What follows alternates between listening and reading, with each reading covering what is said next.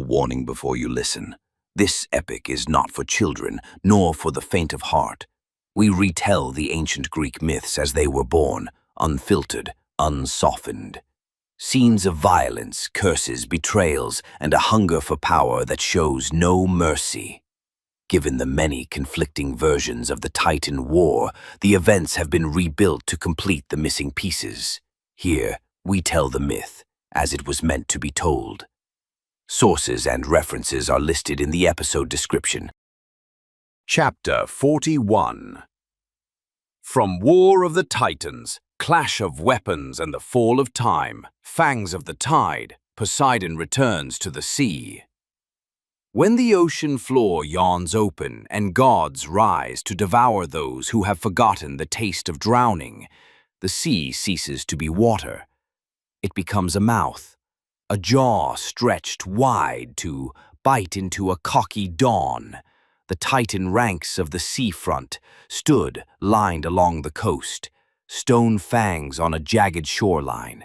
Their ships were not made of timber, but the bones of ancient giants. Their sails, stretched skins of creatures too old, too cursed to name. At the helm, Thaumas, the slayer of sailors, and Perses, destroyer by fire and shield of the earth. They gazed into the horizon and laughed like predators drunk on myth. Does that mad god still believe the sea is his? Has he not learned? The ocean bows to no one. They offered no answer, but the ocean did.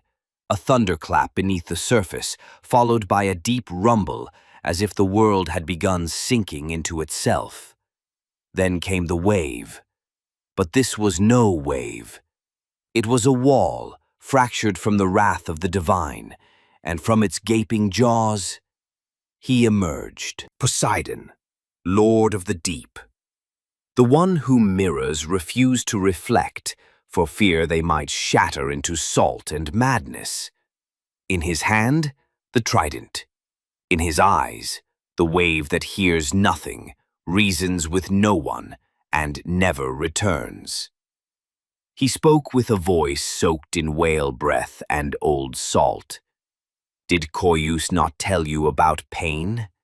Did he not scream of how his bones shattered beneath my spear? Did the earth not cry out as he fell? Did you learn nothing from his defeat? Or are you like him, fools who think the sea fears those born within it? I am not conquered. I simply let defeat ferment. Until it becomes a tale time cannot stop telling. Then, as he sank back beneath the surface, his voice echoed upward. Those who learn nothing from their first drowning will not survive the second. Poseidon spun his trident between his fingers like an old friend remembering past killings. Perses, still hiding behind waves not yet born. Tell me, did your friend teach you how to drown those who fear nothing? Or have you only whispered tales of the dead without ever tasting the sea?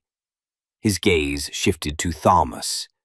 And you, old beast, how many oceans have you swallowed? Allow me to serve you a chalice of madness, so you might finally know the difference between the one who makes waves and the one who is the wave. Thaumas bared his teeth. Little god, you were born of a womb that never touched the soil. In these waters, we forge the tides. We crush the drowned between our fingertips. Then silence. Then the first strike. From both sides, the armies surged forward, not swimming, attacking. Creatures with the heads of octopuses wielding swords carved from whale vertebrae. Their bodies fused with the water, their flesh tinted by blood. And from beneath the enemy ships emerged beings shaped like tridents, like fish, like vengeance, Olympian spawn born of depth and rage, Bodies were torn not like warriors, but like flowers plucked from soil, except these flowers bled, they screamed, and they swelled with death. Poseidon waited. He had not joined the fray until someone shouted his name. "Where is your wave, prideful god? Where is your quake?" He exhaled once. "I wasn't going to unleash it yet, but you've tempted the sea." He dove, and when he rose again, the ocean inhaled. Then he slammed his trident into the sea's heart. It exploded. No metaphor, the sea exploded. A wave of divine wrath surged outward, consuming nearly a quarter of the Titan navy in a single pulse. Ships snapped in half. Vortexes with no bottom swallowed warriors whole. Poseidon said, "I don't command the sea. I am what happens when rage decides to speak." But the Titans did not retreat. Perses and Thaumas charged like beasts from an unwritten myth.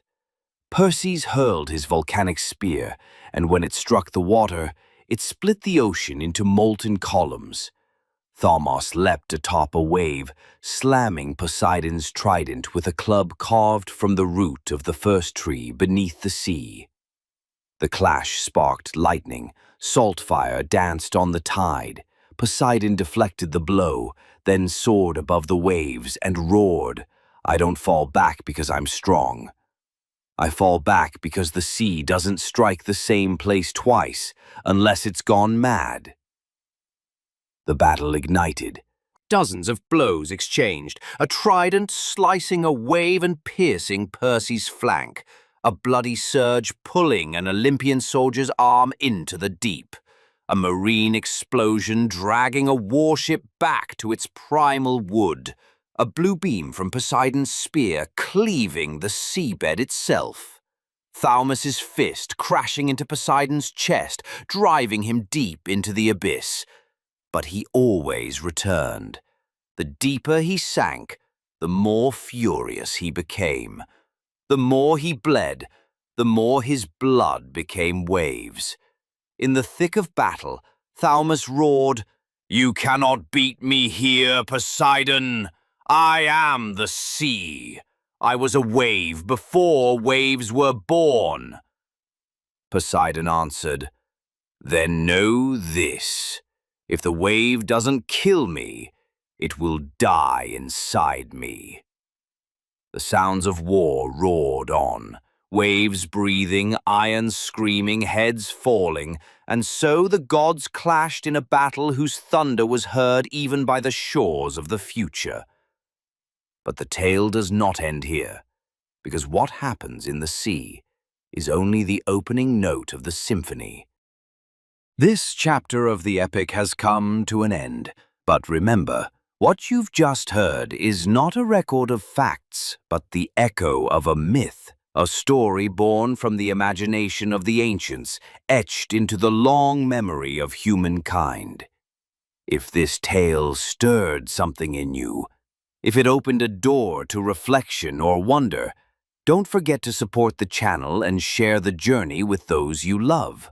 And in the comments, tell us, which moment in this chapter struck you the most and why? We'll meet again in the next chapter of this audio odyssey through time. Until then, farewell.